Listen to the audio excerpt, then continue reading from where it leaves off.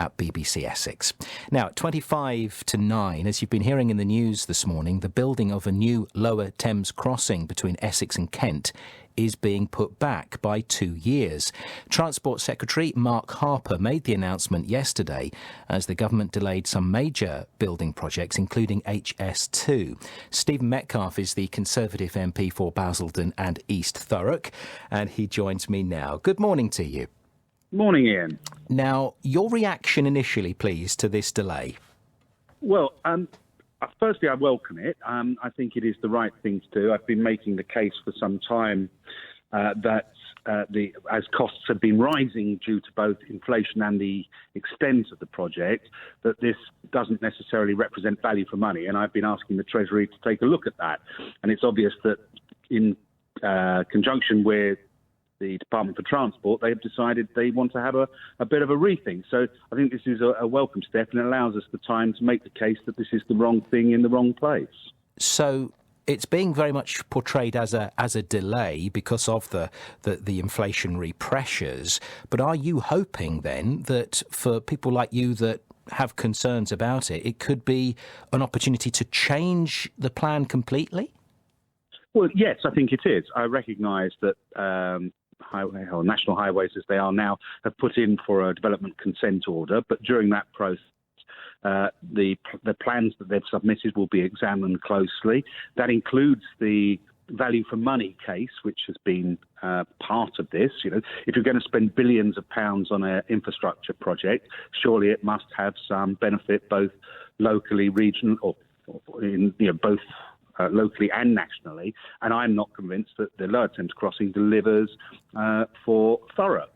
And if we're going to take the pain of having a crossing imposed on us, then there should be some benefit, and I can't see that.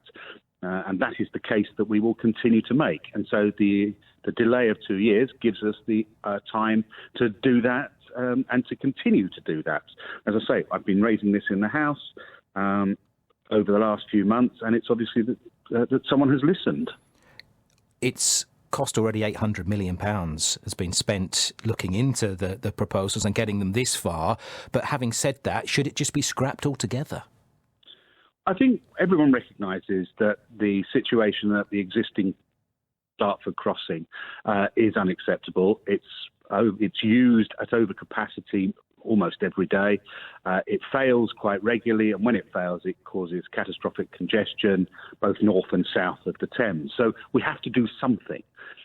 My concern is that, having looked at the proposal very closely over very many years now for the Lower Thames Crossing in the position it is at the moment, I still believe that when the existing crossing fails, we will still end up with catastrophic congestion, and that the Lower Thames Crossing will not help with that. So it's not that we don't need to do something, but if we're going to spend, in this case, 10 plus billion pounds on something, it has to do what it set out to do, which was make the congestion north and south of the existing crossing better, or relieve it. I don't believe that the Lower Thames Crossing in its current form does that. And now we will have a longer period to be able to convince those who are going to make the decision about the future of this project understand that. Even the National Highways' own traffic modelling shows that this project is not by any means perfect, especially where it interacts with local traffic in and around Orsett and the A1089. It gets very busy there, even with their current plans. So I think it is time for a rethink. But there has been support from business. There'll be people sitting in the queue probably right now at the Dartford crossing thinking anything, to try and make another route across this river has got to be a good thing. What do you say to those people that are facing even more delay now before anything gets done? Well, I completely agree that that we need to do something. But I think that's been part of this problem. This is something, the Lower Thames Crossing is something, ergo it must be good. But for those people who are currently sitting in congestion, if in 10 years' time the Lower Thames Crossing is open and they're still sitting in congestion and we've spent this 10 plus billion pounds, they'll be asking really serious questions about how on earth could we have spent all that money and it not have had the impact that everyone expected it to have. But it might. And that's my big concern. That's my big concern, that it won't do what it set out to do. And that's what we've got to make sure it will. Now, that argument about delay, I completely get. This does create further delay. It does uncertainty. But I think that is a price worth paying to make sure that if there is going to be a crossing, an additional crossing, that it does what it set out to do, which was relieve congestion. I understand there is an argument for a national infrastructure project that could well be of benefit for businesses moving freight from Dover through up into East Anglia. But this will set out to relieve the problems in Kent and Essex, particularly in Dartford and Thurrock, and I don't believe the existing plan does that. Is this not just kicking it into the long grass until after a general election? Well, I think it's pretty obvious that it will be after the next election. No, I don't think that is the motivation. I think the motivation is the fact that costs are rising dramatically. The government has a finite amount of resource. The cost-benefit analysis ratio for this particular project has fallen recently. And so I think it is right that the government has paused the project to look more closely at whether or not this is going to do what it set out to do. I know inflation is very high at the moment, Mr. Metcalfe, but I can't really understand. I know inflation is high at the moment, but I can't really understand why pausing it and delaying it a few years will make it cheaper. I mean, that's not going to happen in reality, is it? No, I don't think it is. I don't think it's saying it will become cheaper. What I think it's saying is there is a finite amount of resource. Let's spend what we have on projects that are going to definitely deliver their aims.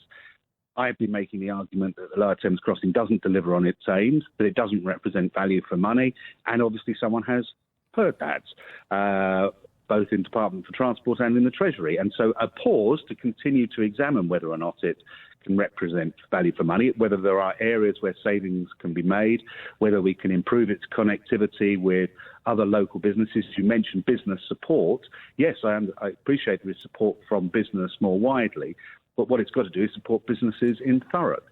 I'm not sure those arguments have been clearly made and that this project does that. And so it is right that we pause it to make sure that if we are going to spend all this money, that it does something beneficial, really beneficial, both for our local area in and around Thurrock and Dartford, but more widely in the region and nationally. What does this do for growth, and especially with the HS2 on hold as well? I mean, there's been a lot of talk in recent months about growth and getting the country moving.